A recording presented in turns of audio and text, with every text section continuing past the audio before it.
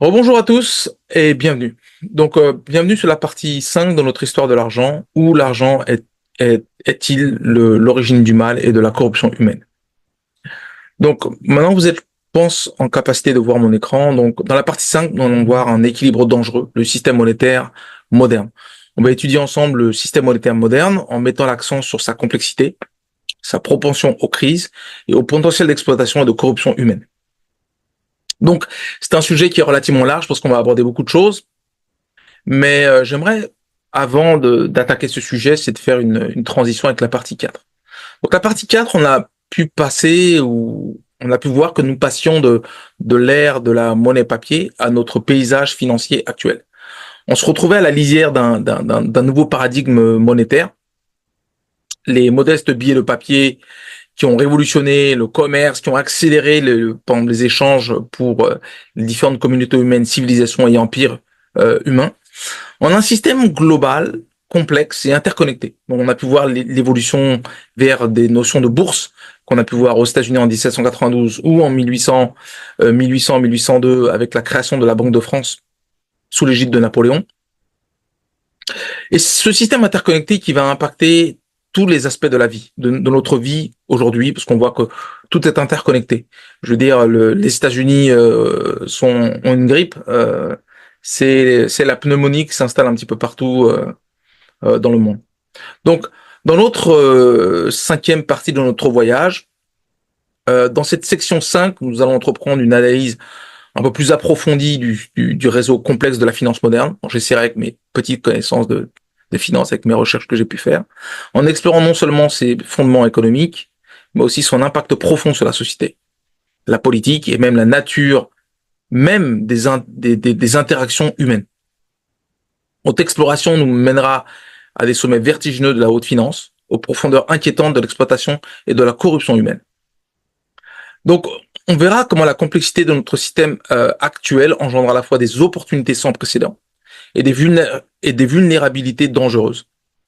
On verra comment cela incite des crises mondiales, permet de nouvelles formes d'exploitation et menace les fondements même de la gouvernance démocratique. Alors la gouvernance démocratique, c'est vrai que la démocratie, une étape, on va dire, politique qui est mal comprise par les humains, je pense, aujourd'hui, parce que nous avons une très faible expérience de ce qu'est la démocratie, ce qu'est la véritable démocratie, parce que nous nous appuyons sur la vision de l'Antiquité, de la vision de la Grèce ancienne et de la Rome antique, pour nous donner une idée de ce qu'était la démocratie. Et la démocratie s'établit sur un temps beaucoup plus long pour avoir une certaine forme de maturité. Donc c'est un voyage naturellement qui s'annonce un petit peu difficile parce que on va affronter certaines vérités qui sont dérangeantes sur le monde que nous avons créé, que nous avons créé. Okay. Nous examinerons comment les mêmes systèmes qui favorisent l'innovation et la croissance et les échanges peuvent également concentrer la richesse et le pouvoir de manière à rappeler les périodes les plus sombres de l'histoire humaine. On a pu voir des aspects comme le racisme qui donnera naturellement l'esclavage, qui donnera naturellement le colonialisme et l'impérialisme. Quelque chose que je pouvais voir dans mes vidéos sur les racines du racisme, mais également sur le parallèle que je fais entre la Révolution américaine et la Révolution française. Donc, de l'univers ésotérique, des produits dérivés, de la politique monétaire aux réalités préoccupantes de l'exploitation des jeunes à l'ère numérique, pour enfin aborder le spectre de l'oligarchie, de la dictature, j'essaierai d'établir des liens entre des problématiques en apparence séparées, mais qui sont en réalité qui sont relativement connectées. En procédant ainsi, nous mettrons en lumière le fil conducteur commun à tous ces éléments en fait. Donc le pouvoir transformateur et déstabilisant de notre système monétaire moderne. Okay. Donc en comprenant le système que nous avons mis en place, nous pouvons commencer à envisager des moyens de le réformer afin de tirer parti de sa puissance pour le bien commun, tout en atténuant son potentiel de nuisance. Ainsi, on pourrait débuter, on pourra débuter une forme d'analyse et de conclusion. Okay. Donc, mesdames et messieurs, accrochez-vous, nous allons aborder la cinquième partie de notre étude sur l'évolution de la monnaie. Nous sommes confrontés à une réalité saisissante. Le système monétaire contemporain, bien qu'étant une prouesse d'ingénierie financière s'est transformé en un outil puissant au service du mal et de la corruption. Je pense vraiment que l'argent est un outil satanique, personnellement. Je pense que l'argent est un moyen de corrompre le cœur des hommes et de ne plus voir l'argent comme un outil, mais comme une nécessité ou comme un but ultime. Et aujourd'hui, les gens sont prêts à tout pour de l'argent. Aujourd'hui, nous allons donc voir comment ce système complexe permet et encourage souvent les activités néfastes à l'échelle humaine, à l'échelle mondiale et humaine, en mettant particulièrement l'accent sur son impact sur une jeunesse vulnérable et manipulable. Donc la complexité, on va commencer avec la complexité de la finance moderne. Le système monétaire contemporain constitue un dédale d'institutions interconnectées, de politiques et d'instruments financiers. Cette complexité se manifeste dans plusieurs domaines. Premièrement, le système de réserve fractionnaire. Les banques fonctionnent en ne conservant qu'une fraction des dépôts en main, ce qui multiplie l'offre de monnaie, mais introduit des risques systémiques. Cette pratique amplifie le processus de création monétaire, mais peut entraîner des ruées bancaires et une instabilité financière si elle n'est pas correctement gérée. Donc très simplement, quand vous faites un dépôt de 100 dollars ou 100 euros, ce dépôt-là, il n'y a qu'une fraction qui reste dans les coffres de la banque, alors que le reste est injecté dans le système, dans le système de la bourse. Et le fait est que ces éléments-là rajoutent un risque s'il y a une déflagration en fait du système. Deuxièmement, les produits dérivés, les instruments financiers complexes tels que le swap de défaut de crédit et les obligations de dette titrisées ont donné naissance à un système bancaire parallèle qui échappe souvent à la surveillance réglementaire. Ces instruments, bien qu'élaborés pour gérer le risque en réalité, peuvent en réalité se concentrer et le dissimuler, comme cela a été observé lors de la crise financière de 2008. Okay. Des objets dérivés, ça veut dire la crise des subprimes, par exemple, qui n'est pas finie d'ailleurs, qui est toujours en cours de digestion par le système. L'interdépendance mondiale, l'interconnexion des marchés mondiaux implique qu'une crise dans une région peut rapidement se propager à l'échelle internationale. Donc, ce qu'on a vu clairement, de manière très spectaculaire, on a vu la crise financière de 2008 qui a commencé aux États-Unis, qui s'est répandue comme une traînée de poudre, mais également la pandémie de Covid 19 de 2020 qui ont eu toutes les deux des répercussions économiques mondiales rapides mais différentes. Naturellement, le système n'était pas tout à fait le même, qu'on a vu l'arrêt de certaines économies importantes comme en France et dans d'autres pays également. Les instruments de la politique monétaire. Les banques centrales utilisent des outils de plus en plus sophistiqués tels que l'assouplissement quantitatif et les indications prospectives dont les effets ne sont pas toujours prévisibles ou bien compris. Personnellement, c'est vraiment ce sont des outils que je ne comprends pas forcément. Ces outils ont élargi le rôle des banques centrales dans la gestion des économies. Donc au lieu que les économies pourvoient eux-mêmes un allègement de leur dette, ça peut avoir des effets extrêmement différents dans le sens où les économies locales se réfèrent à la banque centrale afin de répartir la charge de leur dette. Donc deuxièmement, on va parler de la propension aux crises. La complexité du système monétaire moderne le rend intrinsèquement fragile et sujet aux crises. Alors, premièrement, il y a l'utilisation de l'effet de levier et de la dette. La dépendance du système à l'égard de la dette amplifie à la fois les gains et les pertes. Donc, lorsque l'effet de levier est élevé, même de petites fluctuations sur les marchés peuvent déclencher des faillances en cascade à travers le système financier. On avait pu voir ça dans la crise du pound en Angleterre, qui a permis à George Soros de s'enrichir largement avec une dégradation du pound. Le comportement grégaire et la panique. Les marchés financiers sont sensibles à la psychologie de masse, ce qui entraîne des cycles d'essor et de déclin ainsi que des cracks provoqués par la panique.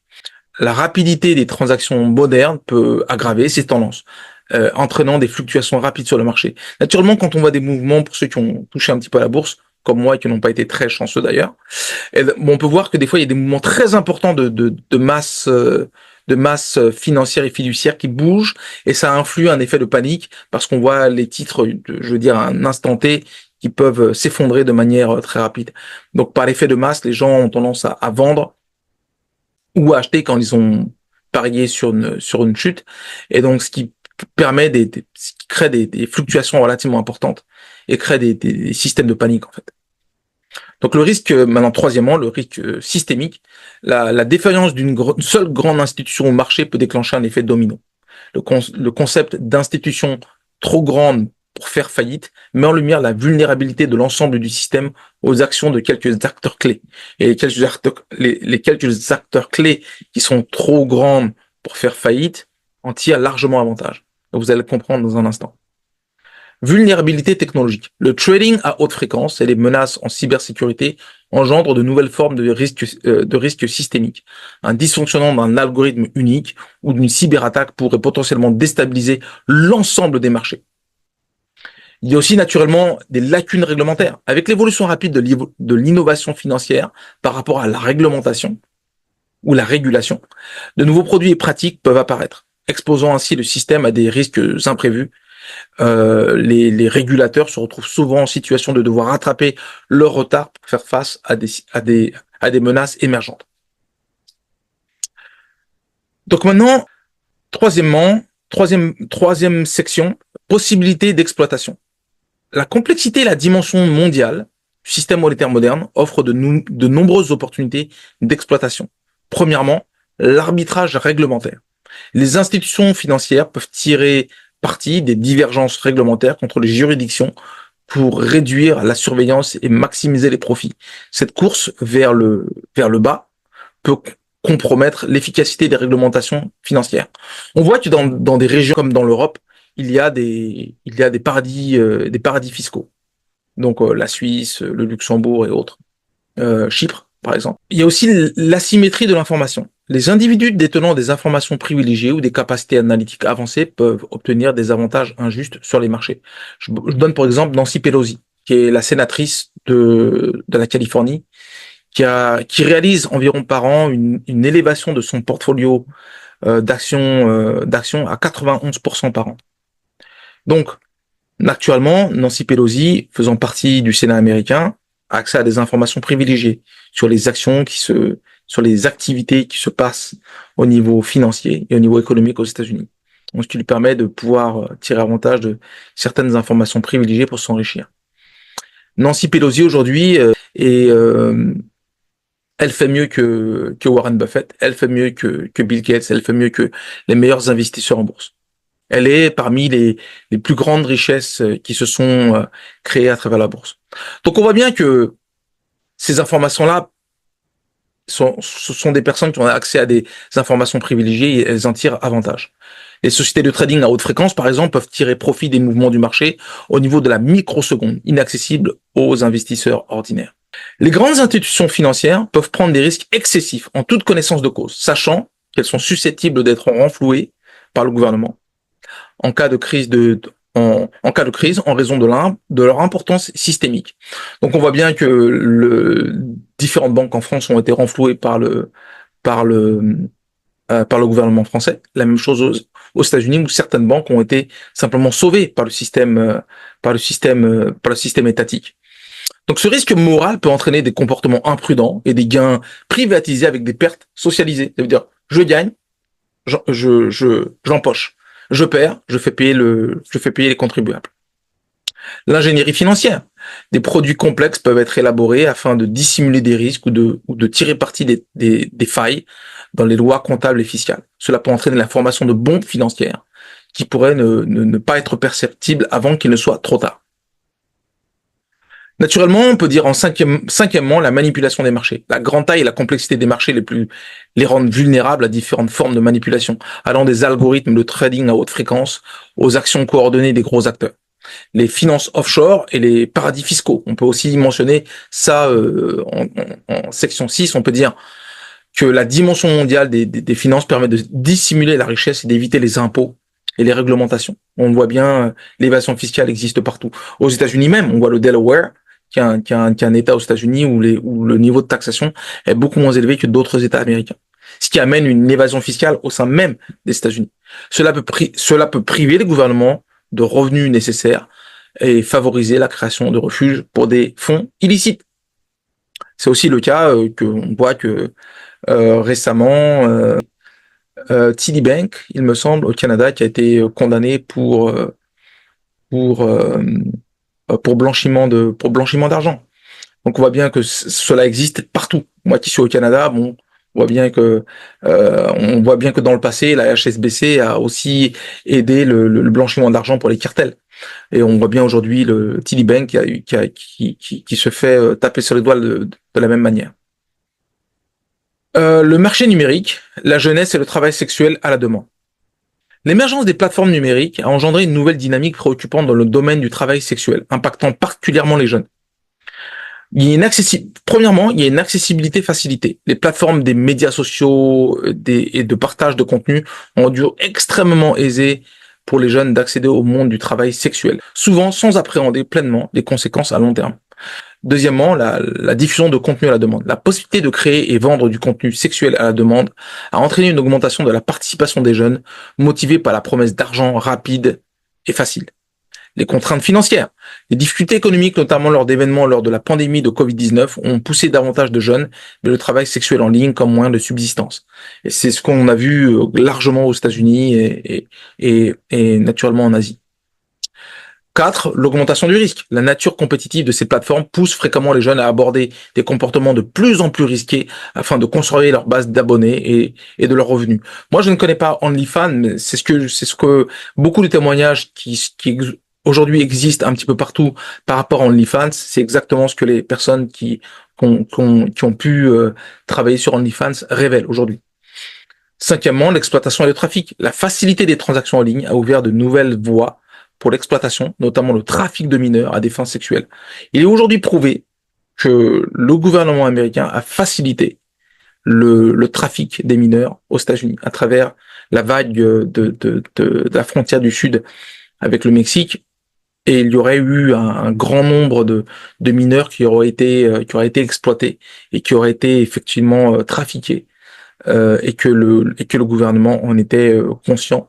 Et selon ce que certains journalistes alternatifs disent, qu'il leur a même été, impliqué dans ces trafics.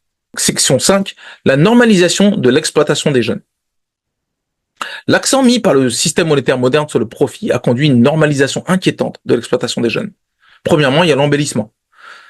La possibilité de gains rapides et substantiels peut rendre la prostitution attrayante pour les jeunes en occultant les risques et les conséquences à long terme. On voit aujourd'hui sur YouTube des gens qui ou dans les réseaux sociaux, dans certains podcasts, certaines personnes qui affirment de manière très ouverte et de façon très fière d'elles-mêmes le nombre de personnes qu'elles ont connues sexuellement, qui rend la chose extrêmement normale. La désensibilisation. La diffusion répandue de contenus sexuels créés par des jeunes en ligne peut entraîner une désensibilisation de la société à l'exploitation des mineurs, comme si tout ça était normal. Comme si tout ça, des jeunes personnes qui vendent leur corps, qui vendent l'accessibilité à des contenus pornographiques était tout à fait normal. Et il y a aussi, naturellement, troisièmement, la demande du marché. L'incitation monétaire génère une demande sur le marché pour le contenu créé par des jeunes, permettant ainsi un cycle d'exploitation continuel. Et quatrièmement, il y a un dispositif de protection qui est largement insuffisant. La rapide évolution des plateformes en ligne dépasse souvent les efforts réglementaires visant à protéger les jeunes utilisateurs contre l'exploitation. Donc ça, ce sont des aspects beaucoup plus sociaux et humains qui, naturellement, ont des effets sur comment le système monétaire a un effet sur le développement ou le manque de considération pour les jeunes, tant qu'à la production de contenu sexuel et pornographique. 6. La dérive oligarchique vers la dictature.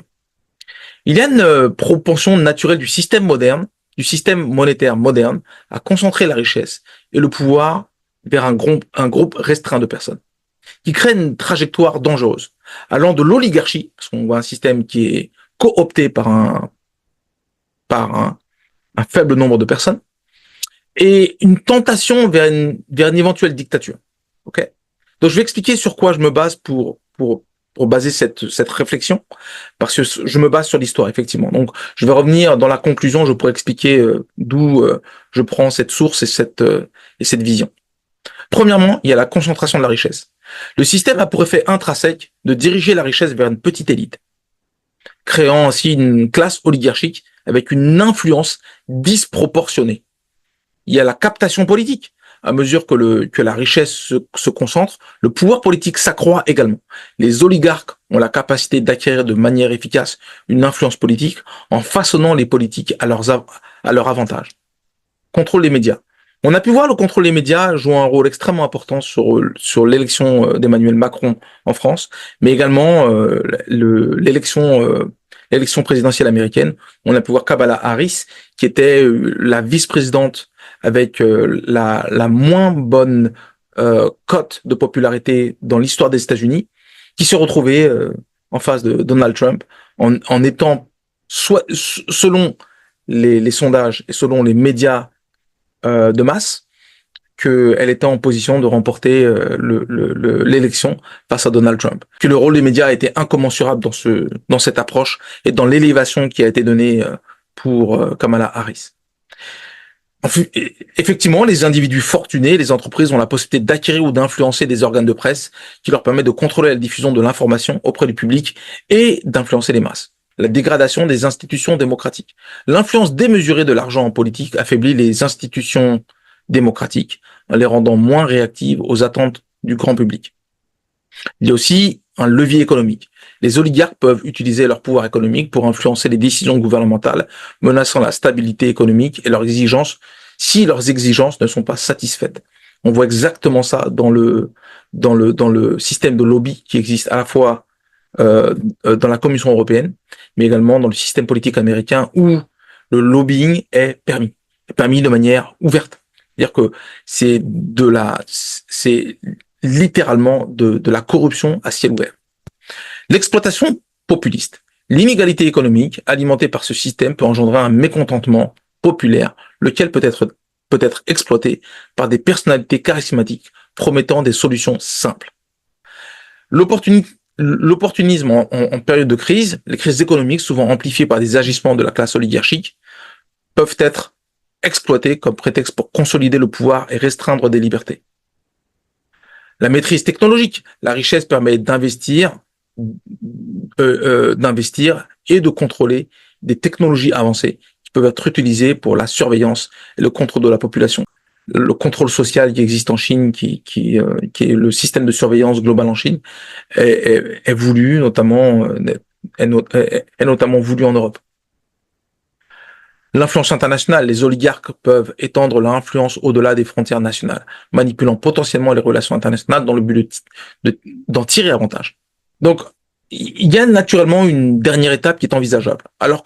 Et c'est un exemple que l'on peut voir avec la transition qu'il y a eu entre la Révolution française, le Directoire et la dictature sous Napoléon Bonaparte, c'est que, alors que le pouvoir se concentre davantage, il se peut qu'un individu unique ou un petit groupe émerge pour prendre le contrôle total, passant de l'oligarchie à la dictature pure et simple. Cette évolution représente une menace sérieuse pour les sociétés démocratiques et les libertés individuelles. Le système monétaire contemporain, en favorisant la concentration extrême des richesses, devient involontairement complice de cette possible dérive vers l'autoritarisme. En conclusion de la partie 5, ce que l'on peut dire, c'est que le système monétaire contemporain, non seulement, pour moi, c'est vraiment l'argent est vraiment le syndrome du mal, qui est le syndrome du mal et de la corruption humaine. C'est pourquoi personnellement, je militerais pour un arrêt de l'argent et des systèmes financiers, que le système soit régulé de manière qu'il n'y ait pas d'échange financier ou fiduciaire.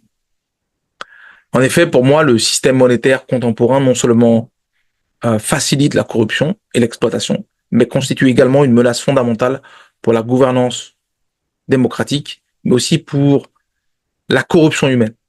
Okay. En favorisant la concentration de vastes richesses entre les mains de quelques-uns ou quelques-unes, on crée les conditions propices à l'oligarchie et une dictature qui peut maintenant dégénérer naturellement ou évoluer naturellement vers une dictature. Cette évolution n'est pas spécifique à notre époque. À travers l'histoire, nous avons observé un schéma récurrent dans l'évolution des systèmes de gouvernance. Les civilisations anciennes telles que la Grèce, Rome, suivaient fréquemment une séquence similaire. On commence par une monarchie avec des approches variables. On passe on passe à une forme de pseudo-démocratie ou une république et une transformation vers un système oligarchique. Plus les gens s'enrichissent, plus un système oligarchique veut garder le contrôle politique, le contrôle social. La dernière phase menant à l'établissement d'une dictature.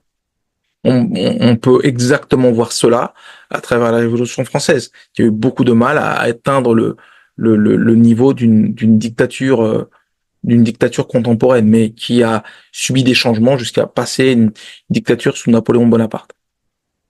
Donc nos sociétés contemporaines sont aujourd'hui confrontées à ce même dilemme. Nous nous trouvons à un moment crucial reflétant les défis rencontrés par ces civilisations anciennes. On peut voir ce qui a failli arriver aux États-Unis s'il y avait eu, on va dire, une tentative des démocrates de renverser de renverser le scrutin et de ne pas permettre à Donald Trump de se présenter. On aurait pu se retrouver dans une situation de guerre civile.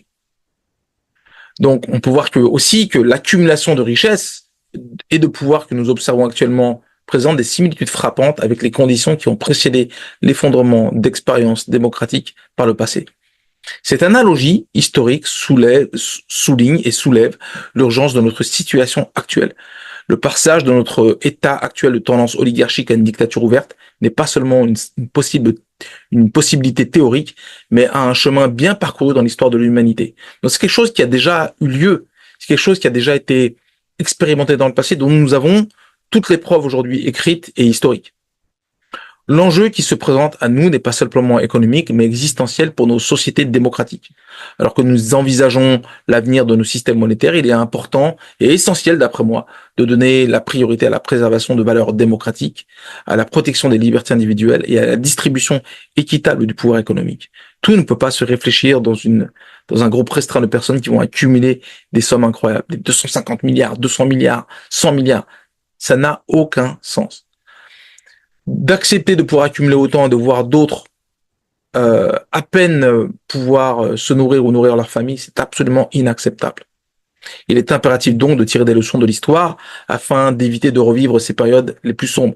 Je pense que pour moi, l'esclavage de manière globale peut à nouveau arriver un jour. L'exploitation et l'impérialisme peut continuer à exister, peut continuer à revenir sur le terrain, même si on peut effectivement dire que sur certains aspects c'est toujours le cas. Donc notre capacité à traiter ces problématiques déterminera si nous pourrons rompre ce système historique et préserver une société de citoyens libres, ou si nous glisserons vers un monde dominé par les élites fortunées et éventuellement peut-être par un régime dictatorial. Cette perspective nous rappelle que la lutte pour la démocratie et des systèmes économiques équitables est en cours. Il est nécessaire d'être constamment vigilant et de participer activement en tant que citoyen pour empêcher la consolidation du pouvoir qui, à maintes reprises, conduit à la chute des sociétés libres. Écoutez, je vous remercie pour l'attention de la partie 5. Je sais que c'était un peu plus long.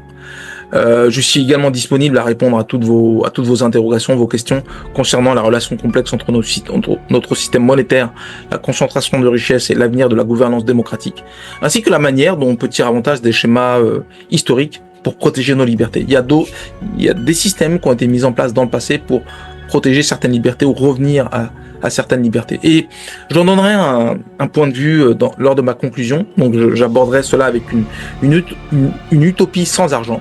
Donc un système utopique sans argent qui pourrait fonctionner avec une distribution des ressources, un échange des ressources et non pas une accumulation des richesses sur la manière dont certaines personnes peuvent tirer avantage de ces ressources. Donc voilà, je vous remercie pour votre temps, c'est vraiment vraiment apprécié.